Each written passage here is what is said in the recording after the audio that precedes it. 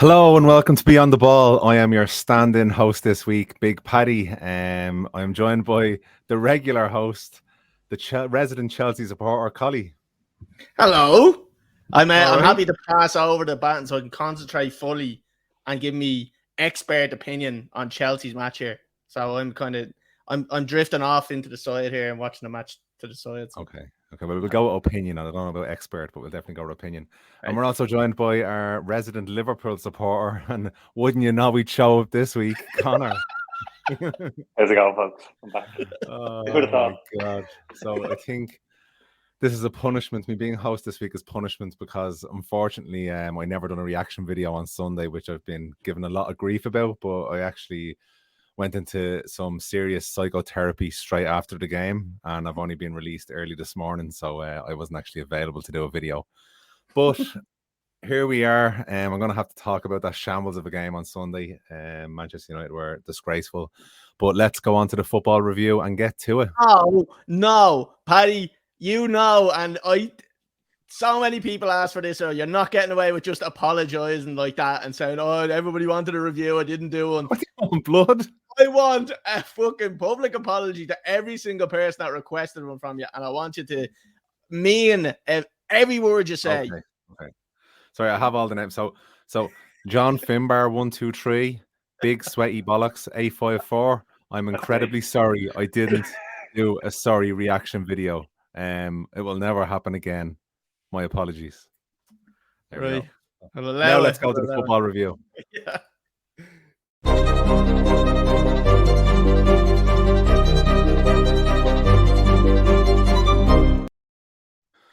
Okay, we are going to start with Arsenal against Bournemouth. An absolute robbery. Robbed. 96 minutes injury time given. They score in the 97th minute. I don't know what happened. Collie, what were your thoughts on this game? I'll tell you what my thoughts were in this game, right? It was an absolute shambles. It was that game kept going. It went out for a corner. I've seen refs blowing it up loads of times for corners. They blow the fucking game up. Like, do you know what I mean? We don't need that extra minute there. There was no time wasting going on. Nobody was time wasting. It was 2-2. Arsenal were pushing for the fucking win. Nobody time wasted. Why are we getting an extra minute? It doesn't make sense. What a goal, by the way, to fucking win it though. It was a great strike. I can't argue with the strike and the scenes after it. Although it was Arsenal, great scenes to see. Something similar to Manchester City. Do you remember that time when Aguero scored and everyone's running around like lunatics? A little bit more time than that, but obviously they won the league. Yeah, when they won the league, exactly. They acted like they're after winning the league, like, you know. Yeah. And I don't think they won the Bournemouth Cup. Well done. Good for them. Yeah. I'm a bit bitter this week. I think you'll notice. Yeah. Conor, what did you think? Yeah, no, a good game. I agree. It probably should have got blown up, but if this doesn't show that Arsenal are definitely in the title hunt, I know people are saying they're gonna do an Arsenal. That's a game where it was set up for them to do an Arsenal, and they didn't. So they're definitely the team to beat, and they're showing that they're like that. They had this one. They also had the Villa game where they came back, scored 2 goals after 90 minutes. They're winning games where they previously would have lost them or drawn them. So are you saying you think it's Arsenal's league now? Do you think City could catch them? I still think City can catch them, but it's. I think people had put it in that it was City's league to still lose, even though they were at top. It's definitely in Arsenal's hands, and they're showing so far that they have the bottle to hold on to it in these games where they will typically drop points. Absolutely, they still I have agree. some massive games though. They still have some massive games to come. Like they still have to play Chelsea. I know everyone will say that's not massive. I'm just writing on it. Like, you get there before everyone said it. They have to play Chelsea. They still have to play City as well, and I think they have to play Liverpool as well, don't they? Yeah, I think so. Yeah, do. I think Liverpool pretty big games, like tough run of games. Yeah. So, Cody, do you still think that they're going to bottle it? Yeah, 100%. They're going to bottle it. They are going to bottle it. I don't think it. They're 100% going to bottle it. Man City are going to win the league. United, I did say we're challenging, but they've kind of fallen off a little bit. I don't know whether they're going to put in as close to challenge as I thought. I did do a video saying they're 100% going to win it, but that was just giving them the kiss of death. You do a lot of videos, Collie. We understand. Yeah, exactly. I've said a lot of things, to be honest with you. One of them is bound to be right. But now I still think it's Man City's league. I don't think they're going to throw it away. I think City are going to win it. Okay. Well, congratulations, Arsenal. You've won the Bournemouth Cup. Let's move on. City with a convincing performance against Newcastle. I think, Collie, you said it last week after the Carabao Cup final that they wouldn't have any fight left in them, and you were right. Conor, you weren't here because I think Liverpool lost the week before, and you just don't show up when Liverpool lose. So, Conor, what were your thoughts on this game?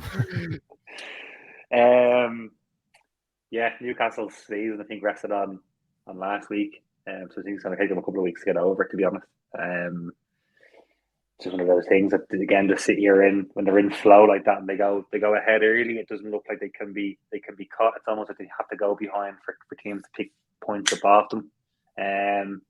Yeah, comfortable. Newcastle didn't look like they were going to do anything in the game. Heads are down, which is obviously a good thing for Liverpool and Spurs fans who are looking for that fourth spot now after they get rattled for the next couple of weeks. It's definitely going to fall back into both their hands. Well, we won't be reviewing it, but I suppose Spurs with a poor result the weekend as well. You must be a happy man. It wasn't a bad weekend, the results overall. So yeah, take it. So how many points outside the Champions League spots are you now? Three. Great result, yeah. 3 same games played. But for the record, I also did a video saying that Liverpool are going to get top 4. I'm just throwing it there. Yeah, but you did a video that said they weren't going to get top 4 as well. So win, like, you know what I mean? Collie, what did you think of this game? Paddy, before I talk about this, because we are watching the Chelsea match, can I talk a bit about Chelsea match? I just want to give the starting lineup and just what I think, what our thoughts are, and what we give our score predictions before we kind of. Yeah, sure. I'm just the host, so it doesn't really matter what I think. I like your flow, I don't like this Chelsea bullshit. For anyone that is listening as well, we are watching it, but there's after been a 10-minute delay. Potter's on the screen there, boo. But I actually do like the team he's put out, lads. Maybe I wouldn't have had 1 or 2 on, but he has Kepa in goal, Fofana, Koulibaly, and Cucurella at the back. Then he's got Reece James out right wing, Ben Chilwell out left wing. He's got Enzo with Kovacic in the middle, which I really like. And then he has Sterling out on the right, Felix on the left, and Havertz up top. Lads, I would like to see Sterling go through the middle and drop Havertz. He hasn't done enough in the last couple of weeks to fucking warrant still starting.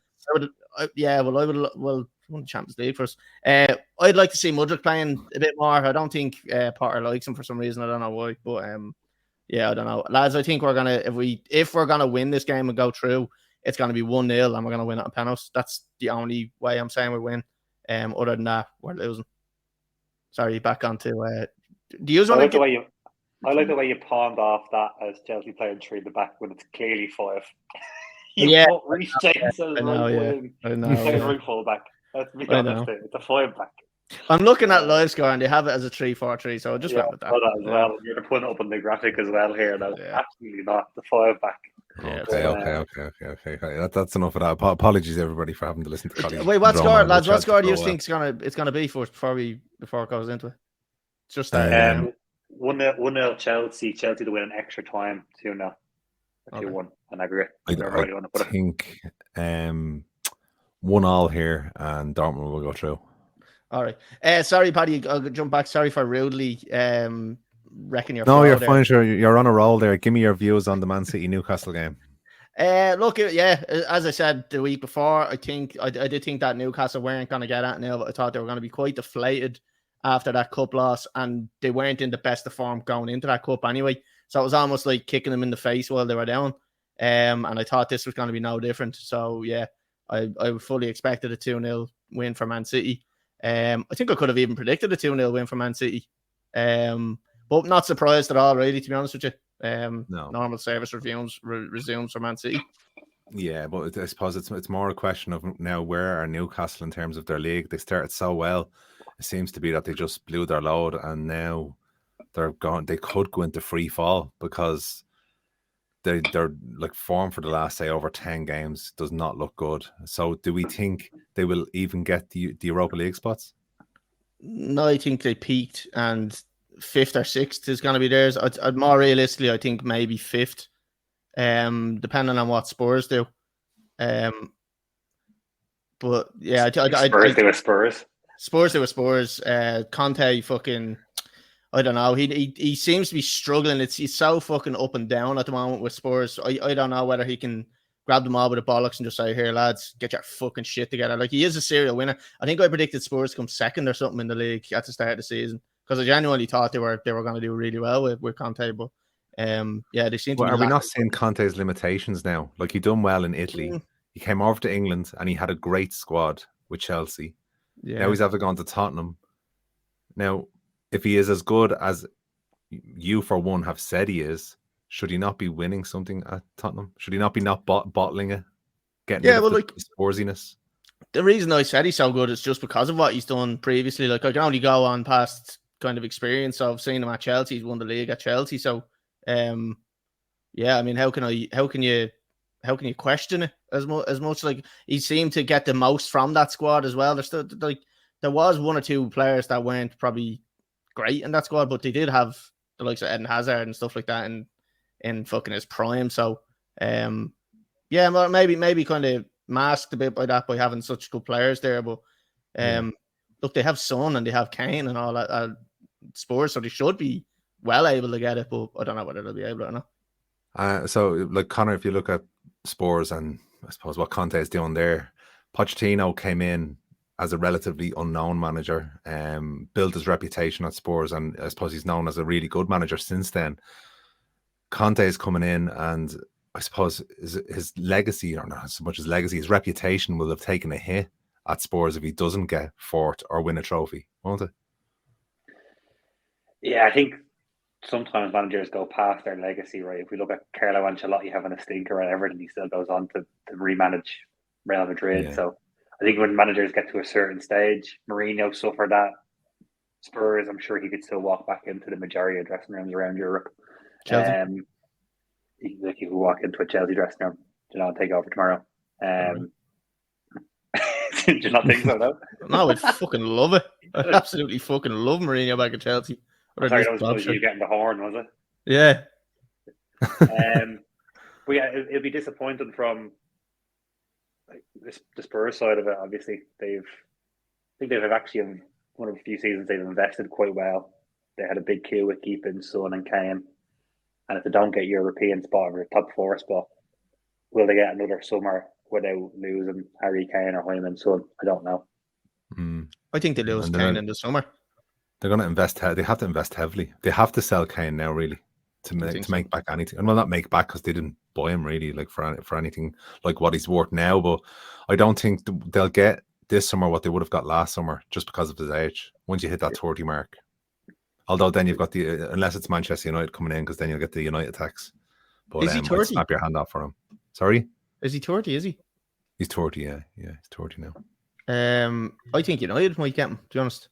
We'll talk about strikers and United in a couple of games' time, but I've blocked the next 25 minutes because we have to talk about Chelsea and Leeds. Collie, 1-0 to Chelsea, a win, and to be honest with you, look, I seen your reaction video and it wasn't good enough, but considering the run you were on, a win is a win, and anything to build a bit of confidence is a positive. Yeah, has to be. It has to be considered a positive, and I think it'll be a positive for the squad.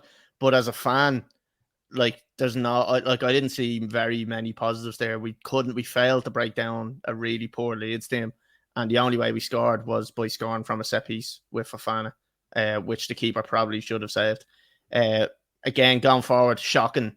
Little passages of play, individuals were very good, but being able to tactically break down a team is just something Chelsea are not able for, and this again shows the lack of tactical knowledge by Potter, being able to switch it up.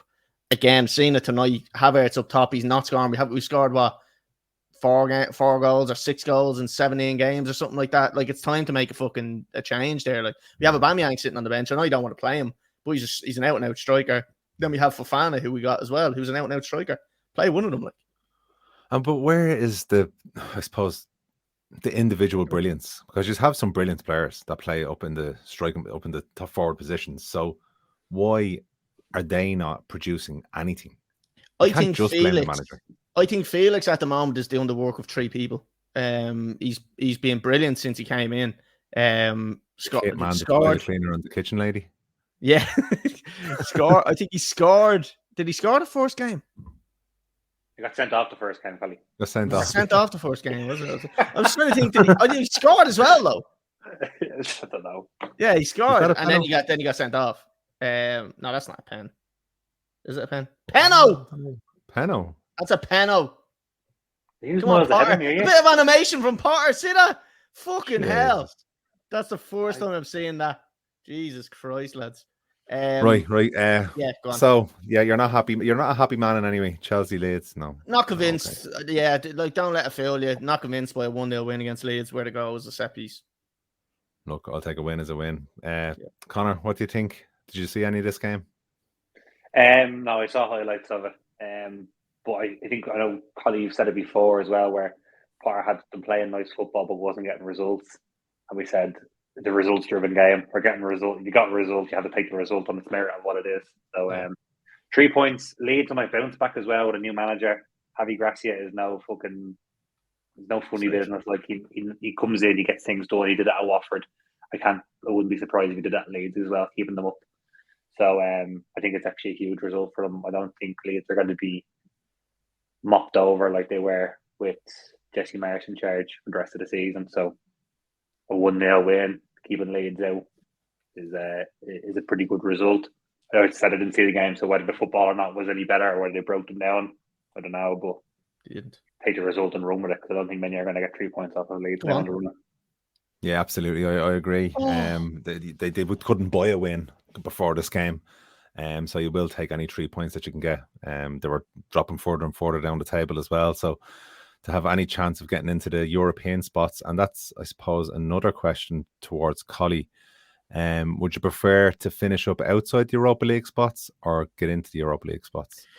I mean, if I say finish outside, it means that we don't get to watch. I don't get to watch as much as Chelsea. I want to watch Chelsea every fucking day, but I think we're good enough to not play in it and finish in the top 4 next season. So I don't think it matters. I think, if we get it, we have a chance of winning it, and if we win it, we get into the Champions League. But I genuinely think Felix is fucked. Fuck this. Come on. What do you think? Give me an answer. But I think that in. Okay. I prefer to get it, yeah. Okay, so you have to get. No, I know teams don't want it, but again, if you're looking at dip into the market and you're finishing 9th in the league instead of 6th, it still is a huge thing with income, with players who want to join a mid-table team as opposed to a European side. It's still a big thing, I think. So yeah, even though it takes up your first season. Yeah. Okay, I suppose let me pose the same question to you, Connor. Europa League next year, if Liverpool can't get into it, or would you prefer to finish outside the Europa League spots and the Conference League? No, I still think you still take some kind of European football. You know, whether when you get there, how serious you want to take it or not is up to team. Yeah, I don't think it's like, if you look on the flip side of it, I'm sure United still want to go and win the Europa League this season. Without a shadow of a doubt, yeah. And we had this time last year would have been like, do we actually even want to be in it or not? So when it gets down to the business end of those competitions, regardless of what they are, you want to win it. So you want to win it. Exactly, absolutely. Okay, let's move on to the last game of the week to review, and that's Liverpool 7, Manchester United 0. Oh my God. Oh, I can't believe I got that. Put the graphic up, Paddy. Put the graphic up. That's your job. One job you have is to put that graphic up. Yeah, there we go. There's the graphic. There it is. Yeah. Okay. So I suppose a big party popper here and all. Right. So first half, there were a lot of pressure for the first 15-20 minutes, as you would expect at Anfield. United came back into the game. When? Gave away a goal, a really good goal for Liverpool at the very end of the first half. One of the most surprising things for me was, and it was before Roy Keane said, or just before the start of the second half, we're seeing the United players coming out of tunnel at Liverpool, and they were all standing waiting to come out onto the pitch, and they looked so relaxed. I was saying to myself, like, the Austrian sausage and all was just, floating about. Looked like he was lost. And I was just saying, I was thinking to myself, the Liverpool players are not going to come out for the second half in that type of humour. They're going to want to be focused on winning this game. It just seemed a bit too relaxed for me. But then the first 2 goals in the second half then that we conceded, the heads went down and they lost absolutely everything. I've never seen such a decline in my life. It was like last season's football. I would have expected a 7-0 against Liverpool last season, but definitely not this season. And I think that's why it hurts so much for most United supporters, because going into this game, United supporters and the majority of supporters, I think, would have thought United have a good chance of winning here this week. But it just absolutely fell apart. And you just have to look at the scoreline. It tells its own story. I'm sure we'll talk more about moments in the game in terms of Bruno Fernandes and maybe even Casemiro's performance. But I'd like to first of all ask Collie first, what's your reaction on the game for Liverpool? I have a few points to make on this one. One, Bruno Fernandes was an absolute shambles of a so-called Manchester United captain.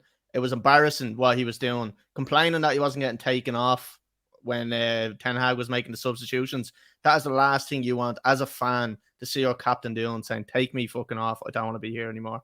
Varane showed more leadership at the end of the game when all the players were fucking off down the tunnel, and he collared them all back and said, "Get the fuck over to the fans," and said, "Thanks for coming here. Sorry for fucking being embarrassing." So for me, Varane showed a lot more leadership than Bruno did. Bruno was a little whinge bag. So let's just call a spade there. An absolute whinge bag when things aren't going his way, and it's embarrassing to watch. I agree. He gave up as well. And one of the things is, whatever about being a moan bag, look, you've got a lot of players that do it. Don't stop running. Don't ever stop running. He gave up. One of them, I think it was Salah, went by him on the right-hand side, and he fucking stopped running, and it looked so bad on him. I thought it was absolutely shocking. In terms of the result as well, like, you can't take anything away from how good Liverpool were. They were quite clinical with their chances. Some really good goals. Darwin Núñez actually shown that he's a bit of a player for the first time, I think, anyway, that he's really got something about him. But yeah, I think it was an embarrassment for United. I think Ten Hag came out and handled it again beautifully, where he kind of said that's not good enough, and made all these comments that it's not good enough, it's embarrassing, it's unprofessional, all this. I like that. The one thing I want to see from him is, I want to see, is he the great man manager that everybody says? At the start of the season, he dropped Rashford for showing up late at training. Is he going to do the same thing with Bruno Fernandes? And is he going to drop him for his fucking scandalous behavior in front of everybody? Like, this is, for me, this is way worse than what Rashford done.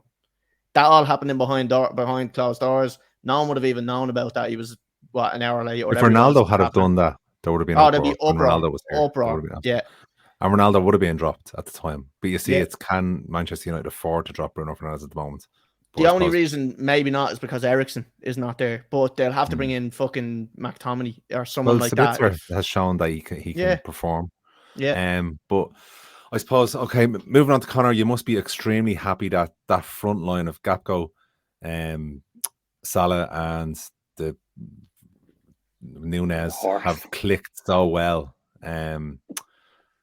They look good. They look really good. Although the whole team looked good, I have to say. We never really looked like we were going to do any real damage to you. How do you sum up that performance? Yeah, obviously delighted. There was the two things that stood out to me were the Liverpool team, out of confidence, would have taken their foot off of the gas after 2 or 3 and played for a 3-0 and held on. The fact that they pushed and they went looking for 8 and 9 after the 7 went in, they didn't stop. Shows that they wanted to make a statement with it, which is good. It's a team that they would have done that 2 or 3 years ago. Obviously, the front three clicking helps, and they just seem to be a little bit more fluid now. It took Gakpo a while to get up and running, but now he's got 4 goals in 3 games now. Again, Núñez has got 4 goals in 5 games and a couple of assists to boot as well. So, and even though we're saying that Salah's having such an off season, he's still got 13 goals so far this season and 7 or 8 assists. So, like, they're still performing. Back 4 who came in, they actually have I already saw today an outrageous win percentage. It's the first time they've played together. The first time they've played 2 games back to back together since the Champions League last season, because Konaté's back in. So if they can keep those 4 5, including the goalkeeper, fit. It's important. A little bit disappointed with United still going for it when they were 4, 5, 6, 7-0 down. And there has to be someone in the team, whether that's from management, whether that's on the pitch, that says, this is fucking embarrassing. Let's start killing the game. You're not getting back into it at 4-0 down. Fucking kill the game. Take the they pace, just lost all their shape. Yeah. Well, like they were still going gung ho. Like it was 6-0, and you had two pressing Allison with the ball. He clips the ball out, and all of a sudden there's 2 men out of the game. It's like you're not coming back from 6 down with 6 minutes left in the clock. Just pack in behind, play 2 banks of 4 or 2 banks of a 4 and a 5, and see the game out. Like they did that at 3-0. You're walking out of Anfield with a 3-0 loss after you beaten there 4-0 last year or 2 years ago. So it's not that bad. But as soon as you go and you get 7 shit past you, now it's the state of the nation. It's a Stewards inquiry as to what's after happening. Paddy, can I before you move on, we get your opinion on it. Can I just put this stat to you? United haven't won in Old Trafford in 7 years, and they've only scored 1 goal. In Anfield, sorry. No. Yeah, no, I seen that during the 18-1, I believe it is as well. Well, to be honest with you, I can't be that surprised considering, United haven't won the league in 10, 11 years now. We've been up and down through multiple managers. Form hasn't been very consistent over the last 10 years. And Liverpool under Jurgen Klopp over the last 8 years have played some of the best football in the league. And if it wasn't for Pep Guardiola, they probably would have won another 3 or 4 Premier Leagues in that time as well. So to see a stat like that, it's not really that surprising. This is the first year I would have thought to myself, we've a good chance, but to lose by that amount, then it was a big shock. Massive shock. What's your honest thoughts on it, Paddy, though? Like individually for the likes of Bruno, like I know I've said my piece on it, but what's your thoughts on that? Like as a United fan, what do you want to see happen there? What do you want to see Ten Hag do? And what do you make of any of the other players? Like, I think it has to be dealt with. If you're a really, really top manager and a good manager, it will be dealt with internally. He's not going to come out and he's not going to strip Bruno Fernandes of the captaincy. He's not going to publicly slay him because that will just put more pressure on the player. And as a manager, you want your players to be performing at their peak. I am sure he will deal with it internally, and it may be known by maybe he's made a substitute, but he has to get some sort of punishment because it was unthinkable how he acted. I've seen it many times with him before that he's just petulant. He gives out a lot, but when I seen him putting his hands up in the middle of the park and then pushing the linesman, that's another one. I think alone for pushing the linesman, I honestly believe that's worse than anything, and I think he should have been given between a 3 and 6 match ban for that, because the wider issue there is that's an official in the game. Oh, we can get away with that. What about everyone playing Sunday League now? They start pushing the referee. Bruno Fernandes got away with it. Oh, sure, I'll do it as well. Yeah, exactly. Why do all linos stumble the same way though? Your man was like, as he was pushed, they all fall the same way. It's not facing the same way. Sure, shouldn't have put his hand on him. Sure, as simple as that. They could review that. I think the FA should review that. They did, and because it wasn't in the referee's notebook, they can't take any further action. Oh, that's ridiculous. So, but I suppose looking at the game as a whole, from a United supporter, I knew something wasn't right in the first half. When, to be honest with you, Casemiro has been the glue that has brought this team together in a lot of the big games for us this season. He misplaced his first 6 passes. He couldn't make a pass to save his life, and I knew we were going to have a it wasn't going to be what I thought it was beforehand, where I thought we'd be bossing the game. And then Liverpool got that goal. And I thought in the second half still, I can't explain as a supporter how we just lost the head so badly. Like, and not just Bruno Fernandes, but you're seeing even Varane and Martinez. Martinez just seemed like a shell of his former self playing in that second half. You could see he didn't know what to do, and he was getting pulled inside and out. And he even got pulled off towards the end of the game as well, because I think Ten Hag's team. I didn't see that. Didn't see that. I missed that one when he got pulled off. Fucking hell. I think we were watching the same game. Anything to cheer him up, that's what a good Ten Hag is as a manager, just. But yeah, I haven't got much more to say other than, Jesus, as I said, and sorry to a couple of people, congratulations Liverpool, because what a win! And if it was me, I'd be screaming from the rooftops. It was the other way around. Can I make a statement here, Paddy? And you're gonna hate this one. Manchester United fans, right, are the worst fans for banter, football banter. They're the worst fans in the world for it. And I'm sorry if that offends you. You cannot slag a Manchester United fan and have a bit of crack with them. They all just go, "Oh, look where you are. What about your fucking history? Your club was only formed fucking 20 years ago or something like." And it's the same shit all the time. You can have negative banter with Manchester United fans, but they're the first fuckers that'll come out and slag you when they beat you. I think it's more the biggest clubs. I think Liverpool supporters are similar as well, but I think it's because they are proper clubs. They're not like. But they're not, because when you went through that rough period, I know 80 or 90% of the United fans that I know would have said they'd have turned the game off, no bother. And I know fans that done that during that game. They turned the fucking game off. Never once in my life have I ever turned. You can't give a stat 80-90%. That is. That I know. Because you have no idea if those stats. Zero idea if that's that. You probably know 2 or 3. No, you know nothing. I've talked to. All right. I talked to 3 of them. Stats. He pulls them out of the air. He just thinks 5 of them in his head. I spoke to 5 people and 4 of them turned it off. Shocking. Right, okay, I'm the host this week. I'm going to have to shut this down. Paddy, I've got one more around United. Sorry, to ask you. And I actually saw Mark Galbraith put a video of it yesterday. So where they are in the league, obviously challenging for the league. They've gone away to Arsenal and gotten beaten. They've gone away to City and gotten beaten. They've gone away to Brentford and gotten beaten. They've gone away to Liverpool and gotten beaten. Why is their home form so good and their away form so bad this season? They've dropped a lot of points away from home. Pretty much all their points, I think, have come on the road. Oh, come on. You're thinking all their points they've dropped. They've lost against Arsenal. They've lost very... It wasn't that big of a loss against Arsenal. It was a very tight contest, and they won. They're top of the league. Okay, Man City, second in the league.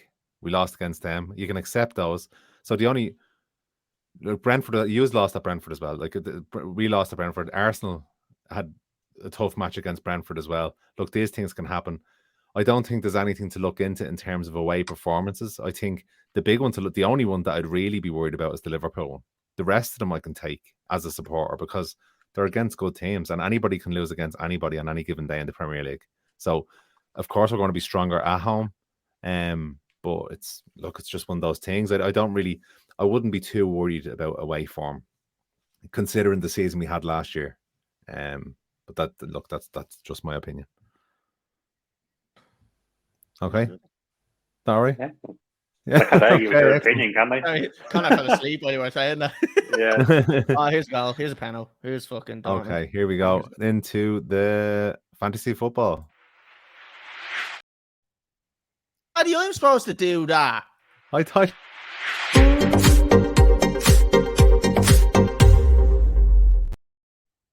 Don't you ever assume with a graphic, all right? I'm born ready for these fucking graphics. However, I'm not. Sorry. Okay. Bring up the thing, so I will be doing that right now. So, lads, we're going to look at the fancy football from the past week, and I'm going to let Paddy talk us through it. I'm doing terrible in this one as well. Hold on, let me. Are you going to mine first? Look at that. Oh wait, hold on. I'm going to fucking share it. Sorry for all of our viewers. Whose team would you like to go through first, Paddy? Actually, we may as well go through the king of the hill there. Give me the top team. That's myself. Do you want me to go through it, or do you want to run through them? No, you walk away. Sure, you're controlling the screen there. So okay. 43 points average, lads, and 58 points is what I got. Sorry, I just want to check something here. If I do this, that's not showing on the screen, is it? Oh no, that's okay. So yeah, 58 points, 43 average. Done well. Allison, 7 points. Knew that Liverpool were going to beat them. White got me 7 points. Tarkowski got nothing. Everyone brought him in. Still have him and he's fucking shy. Trent Alexander-Arnold, again, clean sheet. Knew he was going to keep him because I knew Liverpool were going to beat them. Brought in Solly March. Thought he was going to be the guy to get me a few points, but unfortunately, it was Minamoto or whatever the fuck his name is, Little Moto. Rashford, 2 points, shy. Salah, 21 points, captain. I didn't have him captain. Should have had him captain. Martinelli with 4 points, had him as captain. Unfortunately, picked the wrong Arsenal player. Odegaard 2 points, Haaland 4, and Kane 2.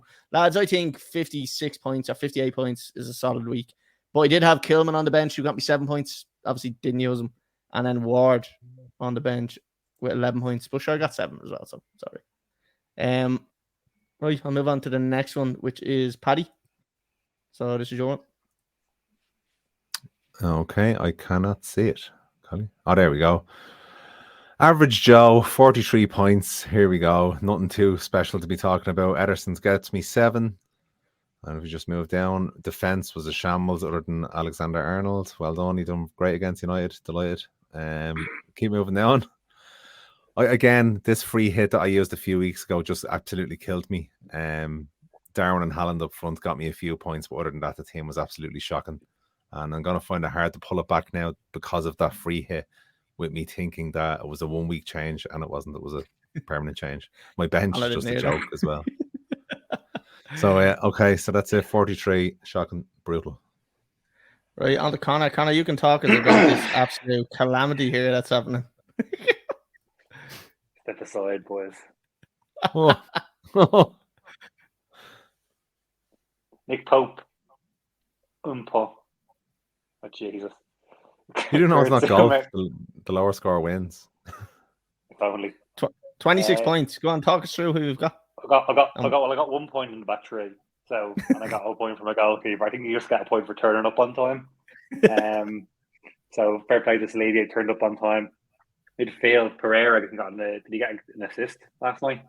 2 assists. Yeah. Trossard with 1.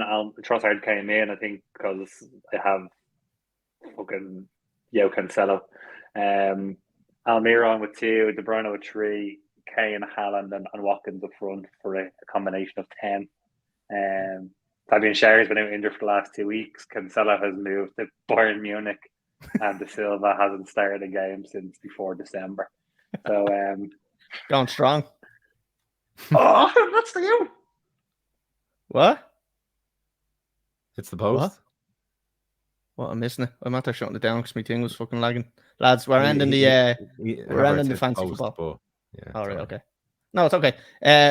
Right, Paddy, will I just run through this real quick? Yeah, just fly out. Because it's quicker on my screen. I don't know whether it might be the live views. O'Shane Kane still top of the league with 1,710 points. He is 14 points ahead of Collie Lamb. 2 of them battling out all season. Then we have Lee Dillon, then Dean Fletcher, Anto O'Rourke, Sonny McGreevy dropping down to 6th. Conor Ennis with up to 7th. Alan Donovan down to 8th. Tony Tam down to 9th. And then we have Francis Bellardi up to 10th. So well on, Francis, for making the top 10. And coming up. Right, lads, that's the fancy football done. Paddy, what do you want to move on to next? Let's go on to the predictions.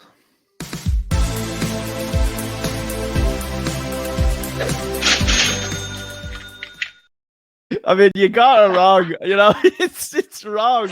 No, I was going to do that last. No, it's in order. But I do like that, and that graphic that was pretty good, actually. By the way, you like it? Yeah, it was really good. I told you I thought it was a new one for predictions. I was like, oh, this looks great, and then I seen that, and I was like, you absolute pig.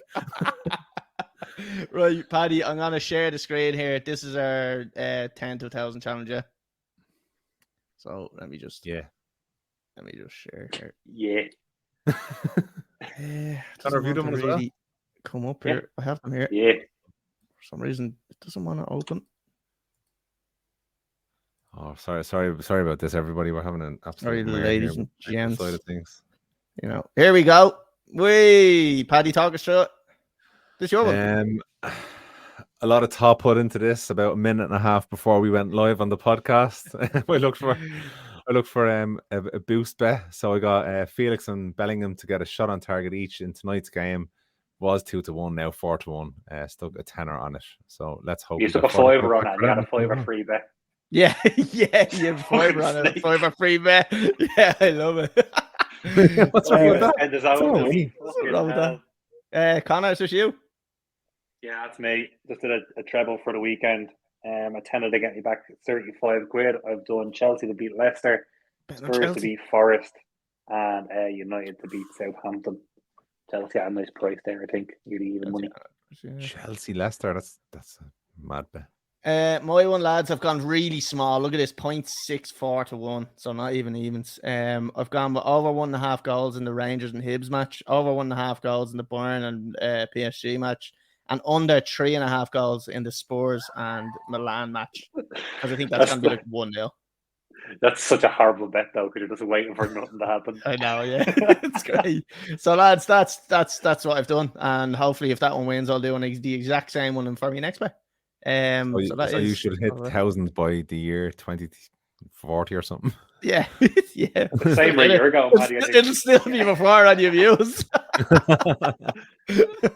Right, I'm moving off that and I'm ending that. Paddy, what do you want up next? You know what I want. Give it to me. That's the prediction. Score for this.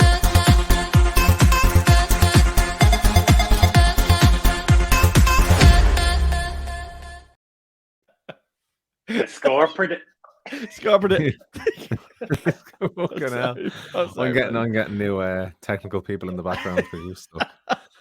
Okay, Right, you can do the rest of it. We're going to start off with Conor and Bournemouth against Liverpool. What are we thinking? Well, the last time these two sides met, Liverpool won 9-0. So, and they're on the back off the back of winning 7. They're definitely going to draw this game. Probably now this is prime setup for Liverpool to suffer straight off the back of a good result. I don't think they will. I think they will still get a result, but I don't think it's going to be easy. I'm going to back Liverpool 2-1, and I'm going to say Cody Gakpo. Collie. Yeah, I think Liverpool will win this match and they'll score a few more goals. I think they're going to keep their goal scoring streak a little bit hot. So I'm going to say 3-1. I think they may concede a goal. And I'm going to go with Gakpo to score as well because he looks like he's... Is that 3 games in a row he scored now? Yeah. So good run of form for him. I think he'll keep it up. Yeah, I agree, lads. I think it's going to be a Liverpool win, but I don't think they're going to concede. I think it's going to be a strong 3-0 win. And go for Salah because he looked really good again the weekend. He's still ripped, isn't he? What? He's ridiculous. We also say Liverpool's top Premier League goal scorer now as well, and he's done it in 64 games fewer than the line sniffer did it. So yeah, he was coked over his head though. To make it better, no? Goals, like Salah doesn't drink or anything. He's the ultimate professional, and he's still 63. Should have been probably more. But how many goals do you think he can go and get now? How many more years do you think you have in Salah? And will he stick at talk of him going in summer, isn't it? Yeah, there's talk of him going last summer. There's talk of him going the summer before. He got a new contract, didn't he?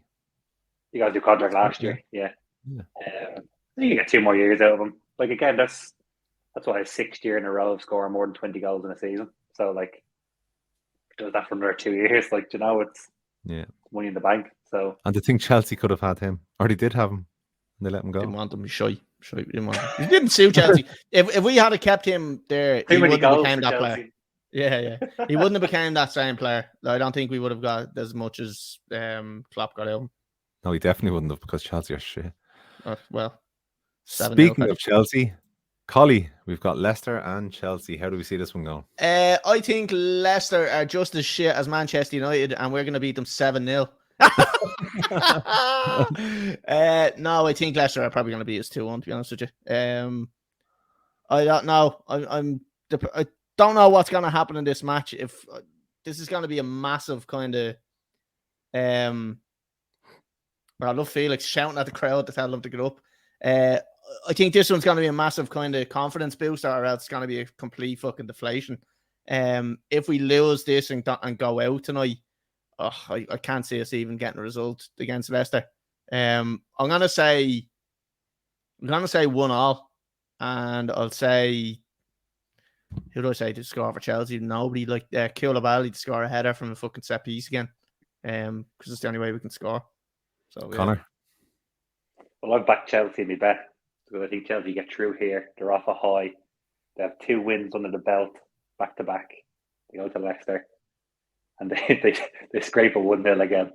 Depends on. And yeah, I'm gonna back Mudryk to come in and get a goal at the weekend. I wish. So 1-0 Chelsea, Mudryk.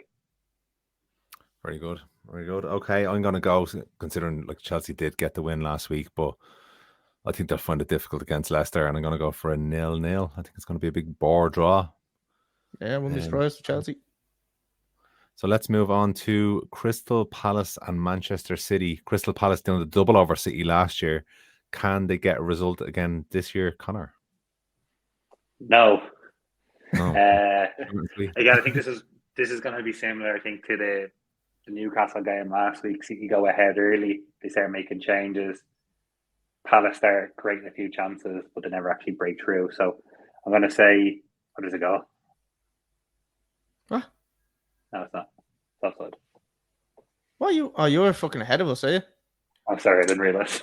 What did you say there? What do you think? I'm going to say City to win 2-0. Dominate, go 2-0 up in the first half and back Phil Foden to score. And Palace to kind of come back into it in the second half, but not break them down. Good stuff. Collie? I think City will win 2-1. They haven't really been spanking teams this season as much, have they? No. So I'm going to say 2-1 to City. And I'm going to go with Phil Foden to score because... What a goal. What a goal! Is that the one you were saying is offside? It's offside. Yeah, because it is offside. Like, don't say that anymore. How did you still fall? Because I wasn't sure like if I missed it or if you were ahead or behind. What a finish. Yeah, 2-1 to Man City, I think. And I think Phil Foden's going to score because he's been doing really well lately, actually. Okay. Yeah, agree, lads. Man City win. I'm going to go for 2-0 and Kevin De Bruyne to score. So let's go on to Fulham and Arsenal, London derby. Control the odd surprise. Fulham haven't been doing too bad. Collie, how do you think this is going to go? 1-1. Arsenal going to bottle it. This is where it starts. London derby. Fulham are hit and miss at the best of times. I think Arsenal maybe after being on such a high after getting that win with the last kick of the game against Bournemouth, I think maybe this could be complacency at its finest. It was something similar to, who did I say it about? Was it probably United when United beat Arsenal and then they came out the next week or something like that and they drew. So I think similar situation. I think Arsenal may be a little bit complacent and I think they may take the foot off the gas and it'll be 1-1. We see Europa League is back this week as well, so they've got that to contend with also. Yeah, exactly. And Fulham don't, so fresher legs for Fulham hopefully. 1-1. Sorry, I'm gonna go with a Saka goal as well. Saka goal, great. Connor. Yeah, it's very harsh calling Fulham hit and miss this season. They're fucking 7th. They were avoiding relegation last year, so I think Silva's done a serious job with them. Chelsea just miss. Swinging a miss. So yeah, I do agree with Colin. I think it's going to be a tight game. Up until last night, I think Fulham were exactly pissing goals, and then they conceded 3 against Brentford last night. I think it's going to be tight. I'm still going to back Arsenal. I still think there's another game where they just come through late on. So I'm going to say 2-1 Arsenal, and I'm going to back Odegaard to score. Yeah, 1-0 Arsenal and Martinelli to score for me. And moving on to our last game of the weekend, Manchester United against Southampton. I suppose I'll go first, considering it's my team. I think this is a more important game than the Europa League game during the week in terms of bouncing back after that Liverpool performance. This is where the real test now comes for Ten Hag and getting the players up for another Premier League game, because Southampton will be going for blood because they know United were hurt. But I do think United will come out strong here and probably win 3-0 and Rashford to score.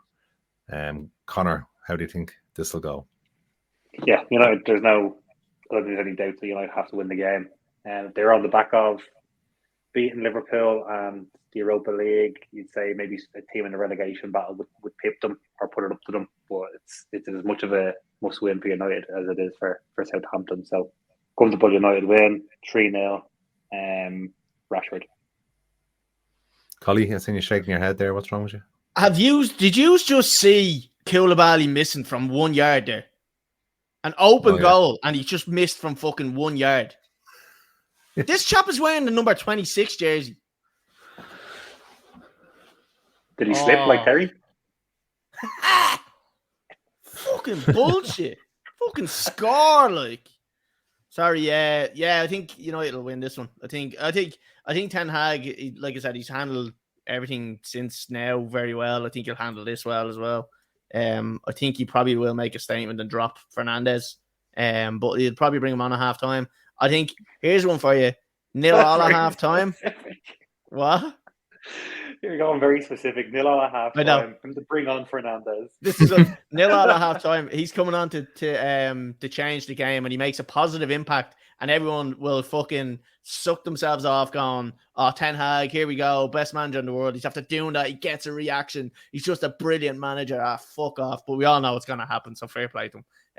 So 2-1. So 2-1 to United, and Bruno Fernandes the score. Okay, well, thanks very much, lads. This brings us to the end of the podcast, and what a painful week it was for me. But I think it was just the therapy I needed to get me over what happened the weekend that will never be spoken of again by me in any way. Collie, thanks for joining us this week. No worries. Thanks for hosting, Paddy.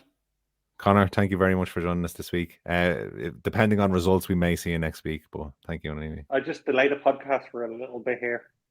Just delay it for a couple of seconds. Why? Just for content purposes. Oh, there must. Okay, yeah. So, and anyway, I want to just say to everybody, we say it every week, but please, if you can, it helps. Subscribe, follow, 4 or 5 star reviews on Spotify. I'm the host today, so I can ask for a 4-star review. 5 stars. 5-star review. Collie wants a 5-star review. That is embarrassing. Oh, there's. Oh, yeah. What was that? Oh, Raheem the Dream. What a goal. Was that after you said like, that's embarrassing? Yeah, no, that was embarrassing. A fucking swing and a miss at the first ball was pathetic. Oh, okay, lads. On that note, everybody, thank you, and I'll talk to you again next week. Oh,